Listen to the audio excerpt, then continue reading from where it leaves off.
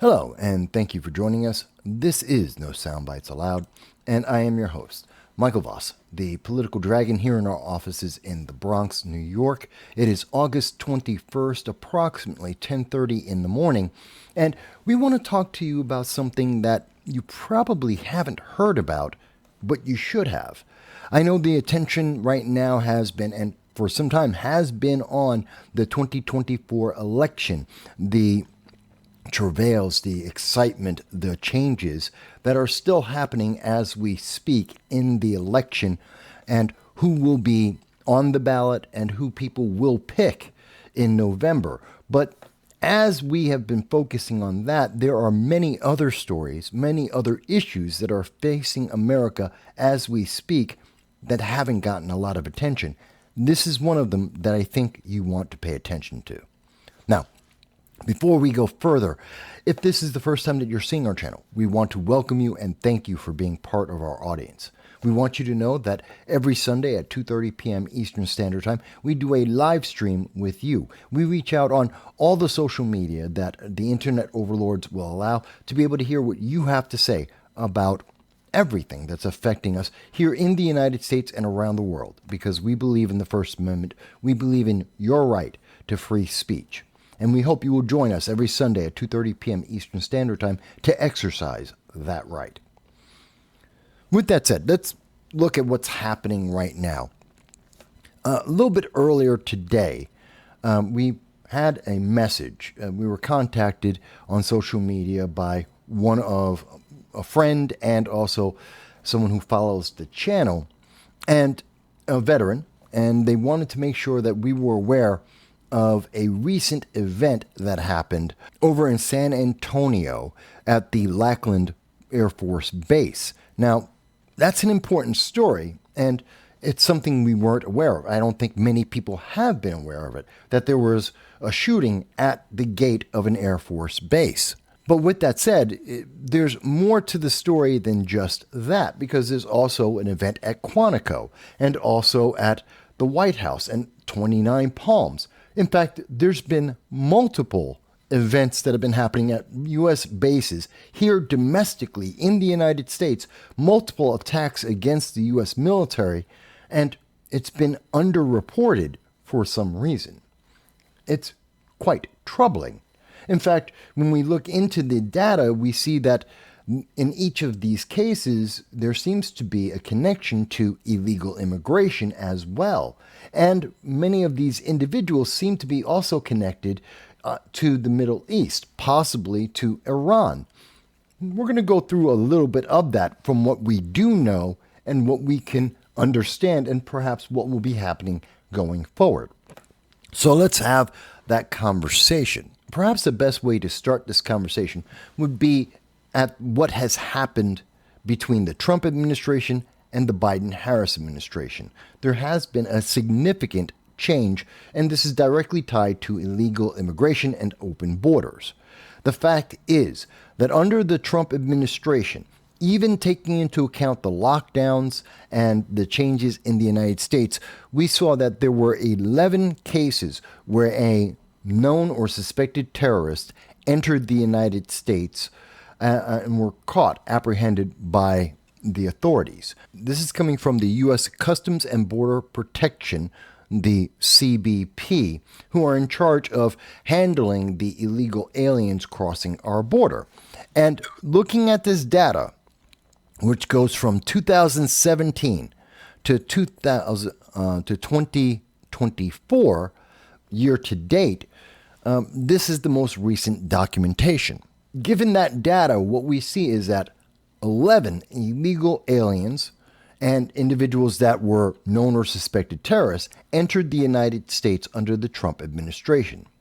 Since the Biden-Harris administration took over and made changes to the border, opening up the border, and we saw the surge of roughly 8 million illegal aliens into the United States officially, we've seen that the number of known or suspected terrorists has increased to 378.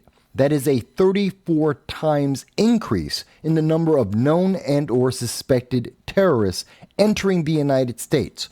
That is an increase of 34 times the potential 9/11 events in the United States. That should be news in and of itself. That should be something people are aware of, but yet the news media has downplayed this. In fact, this is something that's almost unheard of. No one is talking about this information. And we have seen that the number has increased massively, exponentially, when we look at from 2021 and the retreat of the United States from Afghanistan, creating the Taliban terrorist government of Afghanistan, to where we are today, looking at so far 96 terrorists that have entered the nation, probably looking to double the number of known or suspected terrorists entering America from 2023. Given this information, it's obviously we can conclude the open border has not made America more secure. That's apparent and obvious.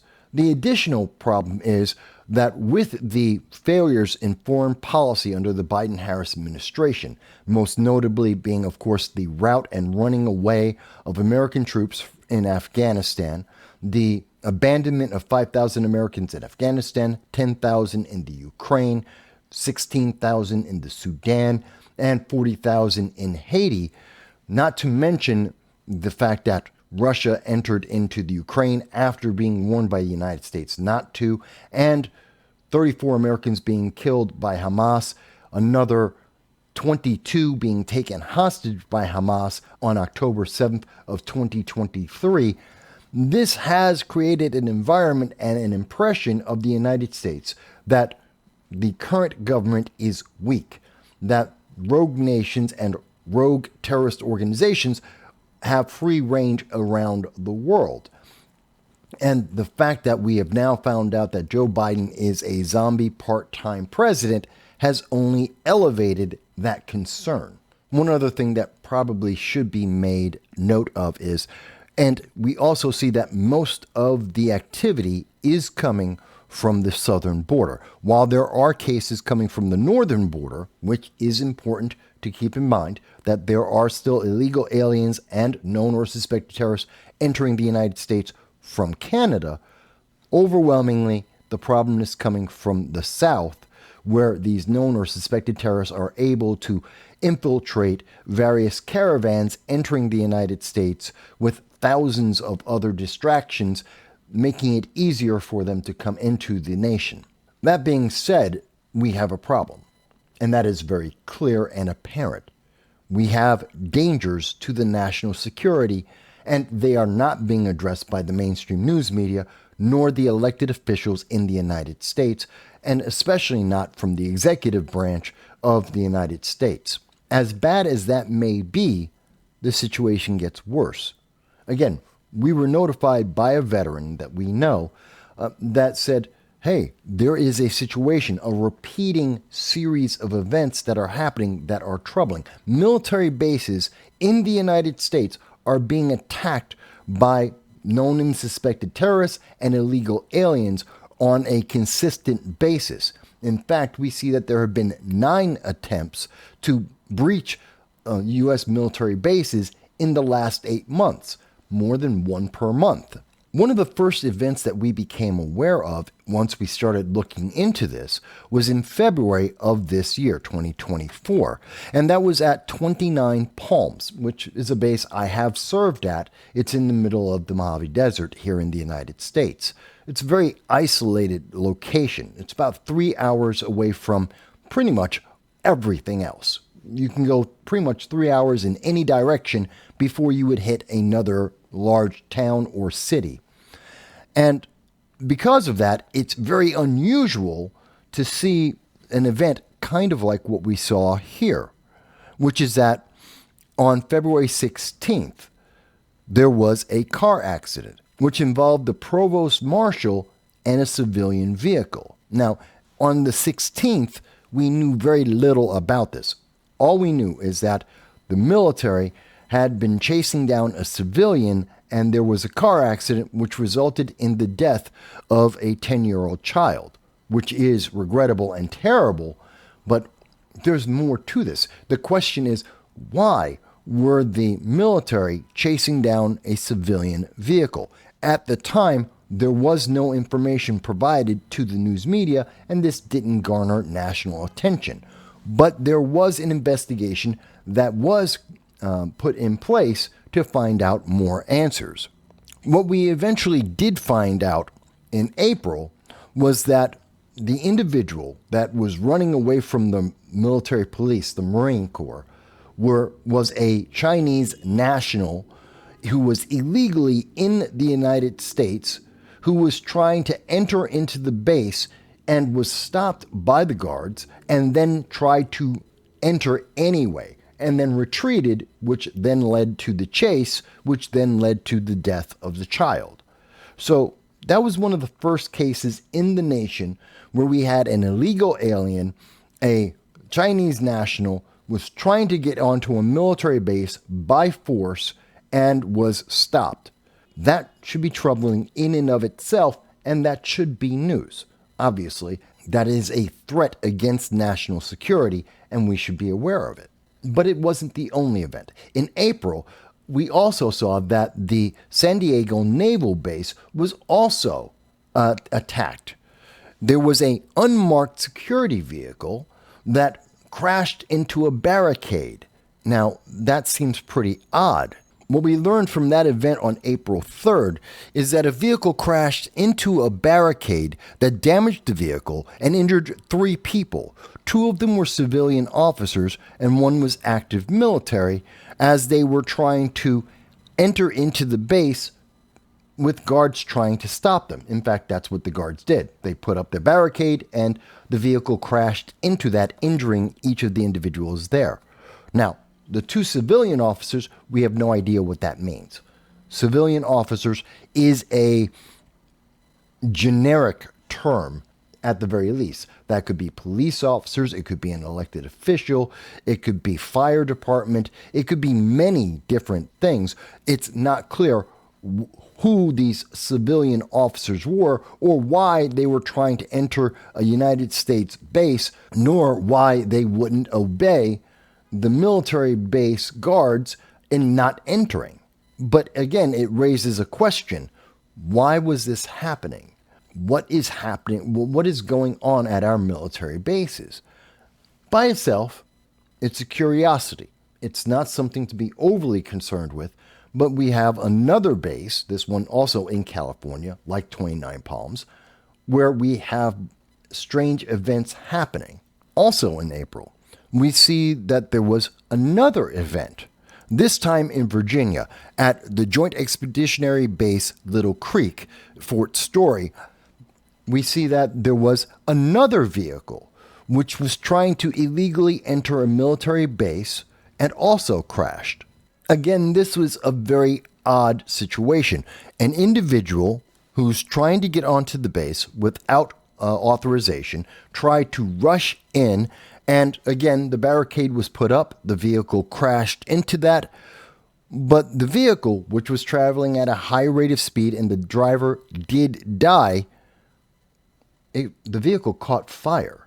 Now, this really struck my attention here because we've seen vehicles have accidents before. In fact, like in the story in San Diego earlier in the month of April, we saw that a vehicle did crash into a barricade. Individuals were injured, but the vehicle didn't burst into flame. That's unusual, for we all have seen across this nation, many vehicles have accidents every single day. It is relatively rare for a vehicle to suddenly burst into flame just because it had an accident, unless that vehicle had incendiary items on the vehicle. That would cause it to burst into flame.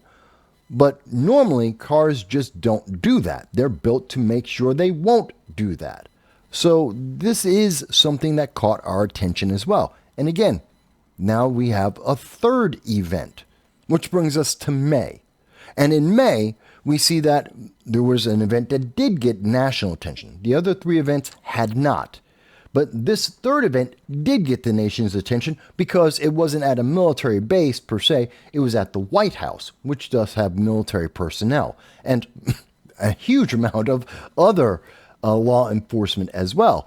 But we saw that an individual drove their vehicle into a barrier trying to enter the White House illegally. And again, this individual died. Again, the vehicle did not burst into flame. Now, we were told in this event by Secret Service that the individual did not pose a threat to the public nor to the White House, that they were stopped immediately and that no further threat existed for the nation. But this wasn't the first time that we saw these kind of incidents around the White House. In December of 2023, a drunk driver crashed into the presidential motorcade. Now, that was found to be accidental and was not something of concern for the nation. But also, January of 2024, a driver crashed into the security barrier, just like what happened in May, except that that individual didn't die. And also in 2023, a 19-year-old crashed a rented U-Haul into the same barrier, trying to enter into the White House to kill Joe Biden. This individual, when he was interviewed by authorities, did admit that he was trying to kill Joe Biden at the time with this U-Haul that he crashed into the White House with. So we have a pattern here at the White House, and now we see a pattern at U.S. military bases. And we see many of these individuals are illegal aliens that are committing these events. It gets even worse, because also in May, just a couple of days later, we see that another driver attempted to breach and enter into the base at Quantico. Now, this is also very troubling. Two men tried to enter the Quantico Marine Corps base. These men refused to provide any evidence, any ID that would be able to find out who they were. And they tried to force their way onto the base. That did not work.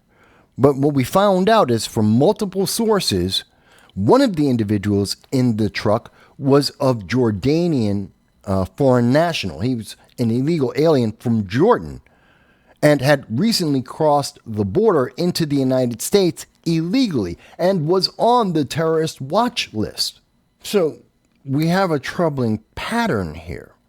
Again, we have individuals from foreign nations coming into the United States, trying to breach bases across the United States and attempts against the president. This is incredibly troubling. And when we're looking at Jordan, well, that's one of the areas where Iran has used its proxy terrorist forces to attack the United States and our military personnel and kill those individuals. And one of the individuals that were captured at Quantico was a known or suspected terrorist, which may have ties back to Iran. So this is troubling for the United States. It gets even worse because as of June 26, 2024, according to a report by the Center for Immigration Studies, they have been trying to find out more details about the Jordanian, about the known or suspected terrorists that were trying to enter Quantico, and they are being blocked by the Biden-Harris administration. No information is being revealed. All of the pertinent data, like the names of these individuals, have been redacted and will not be revealed to the public because this is deemed minimal newsworthiness. And that doesn't sound right. Someone, a known or suspected terrorist, tried to enter the United States military bases, and that's deemed of minimal newsworthiness. How can you determine that? That doesn't sound right. And this is something that should be national news, and yet it was not. And we see the pattern here, going back again since February, and in some cases we have seen similar events going back to 2023. There is a growing problem. It is a repeating issue. In June, at the naval base in San Diego, we see that there was another security threat. Now, in this case, it was a verbal threat. We're not told who made the threat or what was the nature of the threat. We do know that there was a temporary lockdown that happened at the base, but we're not given further details about this for some reason. But again, it goes back to the concern of this repeated pattern that we are seeing across the nation at our military bases. That brings us to August of 2024, in fact, August 17th, where we see that there was what was reported by ABC News as shots fired near a U.S. base. That's not exactly correct. In fact, it's not correct at all. This is the ABC News minimizing the story. And again, this wasn't national news, although it should be. But what we find out that ABC News isn't telling the public, that ABC News is trying to minimize from the public, was that there were two separate incidents at the same base on the same day. In fact, there was a drive-by, essentially, a drive-by shooting at the base. Individuals tried to enter into the base. They fired on the guards at Lackland Air Force Base, and then they drove off as the officers tried to protect themselves. Later, after the guards had reinforced themselves, we see that the individuals, or suspected the same individuals, returned to the base and again engaged in a firefight with the guards at the base before driving off, and those individuals were not apprehended. At this moment, they are still at large. Now, this was just 4 days ago. This is not national news. I don't know why not. That our military bases are under repeated attack and being shot at, this seems to be something that would draw attention. If this happened in Jordan, in Syria, if this happened in Iraq, anywhere in the Middle East, this would be national news. This would be a story that would be talked about. But it's happening in the United States, and there seems to be a news media blackout. So we've gone over several events, and this is just cursory information we were immediately able to find. We have every belief that if we look more deeply, we will find even more events at bases across the United States throughout this year and going back several years. And we would not be surprised that the increase in the number of attacks on U.S. domestic bases increased in proportion to and at the same time as we saw that known and suspected terrorists entered into the United States. I strongly believe there is a correlation there. We can't confirm that at this moment because the data seems to be very difficult to get. For some reason, the news media seems to be withholding this from the public's knowledge. Obviously, the public is concerned about the 2024 election. They're very concerned about who is actually running and who will be on the ballot in November, which is a valid and important concern, not just for the United States, but for the world. But at the same time, this is just as critical, if not more critical. We know that the Biden-Harris administration has failed. The southern border is wide open. We have sanctuary states that are allowing illegal aliens to enter. They have not been properly vetted, and thus we are getting an exponential number of known and suspected terrorists in the United States. And it seems that these individuals are appearing at military bases, trying to enter those bases for nefarious reasons, and possibly getting into firefights with those military personnel. There is a problem here. And the problem is in part the leadership of the United States. Biden and Harris have failed. That is a fact. And that failure has endangered American citizens, because if someone is crazy enough to try and forcibly enter a military base and get into firefight with military personnel, what would they do to a civilian that doesn't have the reinforcement, the military arms, or the training, nor the reinforcements to defend themselves? What would those same crazed individuals do to civilians? That is a concern, and probably the reason why the news media doesn't want to talk about this. But I think that's the reason why we must talk about this. there is a clear and present danger to the American people. That danger is coming from an open border, a weak administration that has not impressed upon the terrorist organizations around the world to stay out of America. That's the only conclusion that we can draw at this time. It is that weakness and that failure of policy that has led to what is a danger to the American people. I don't think there's another way to look at that.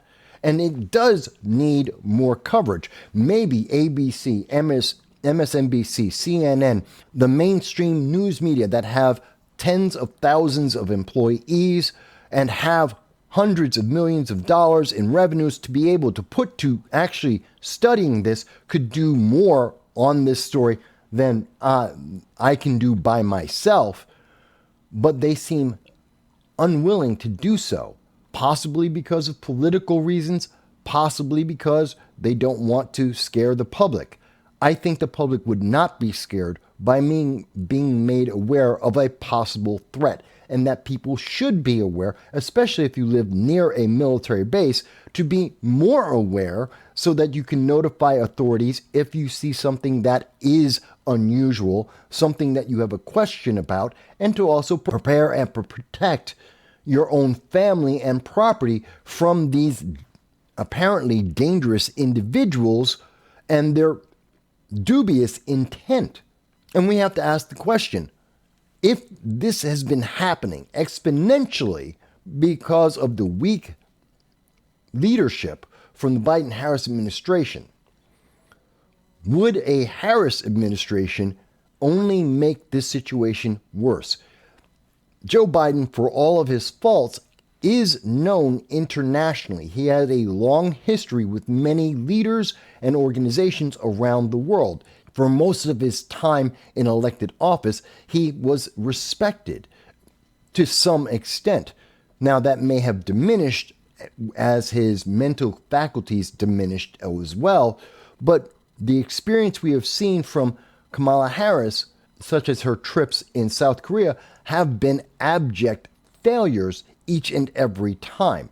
And she has no history, no real respect around the world.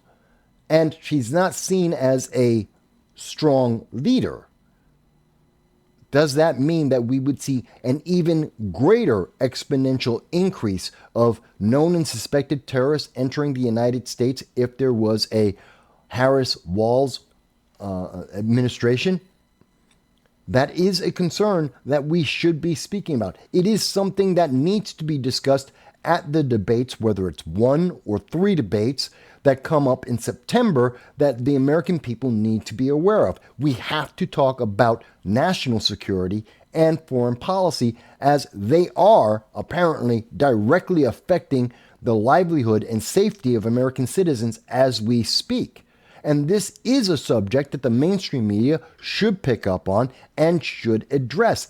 This seems to be a pattern. This seems to be a concerted effort. This is something that is exponentially increasing in its threat potential, and so the public should be made aware of that. We have a limited reach. I hope you like and share this video and this commentary with everyone so people can become aware of it, and maybe to convince the mainstream media to put its resources behind getting answers for the public that they seem to be hiding from the public at this time. We need elected officials to look into this and to speak to their constituents about if there is a pattern, if there is a threat to their safety, and what they are going to do to resolve that threat. We aren't saying that we have all the answers. There seems to be a lot of moving parts to this, and it does seem to be connected to the United States foreign policy as well as our border security. Given these factors, we may have missed some information. We may be drawing the wrong conclusion. Given what we do know, given what has happened, given the data that is available, this is the conclusion we have. Now it's on you. Reach out to your local elected official. Ask them what they know about this. Reach out to the mainstream media, whatever mainstream media that you follow. Ask them to investigate this, to get answers to the questions we have raised in this video, to give the public data and concrete details so that we can then determine, is our nation in danger? If it is, what is that danger and how we can best combat that danger? We hope that you'll help us in that effort. And we thank you for taking the time to be with us today. Why do 70% of critical thinkers ditch Disney Plus? Because they found something better. In today's economy, every dollar counts. So what's worth subscribing to? Let's compare Disney Plus and no Soundbites Allowed. With Disney Plus, you're shelling out $140 a year for virtue signaling shows targeting mythical modern audiences. Plus, a theater visit could cost you $40 or more. Ouch. Now imagine a platform where fresh perspectives, insightful interviews, and engaging discussions are at your fingertips. That's no Soundbites Allowed. And the best part?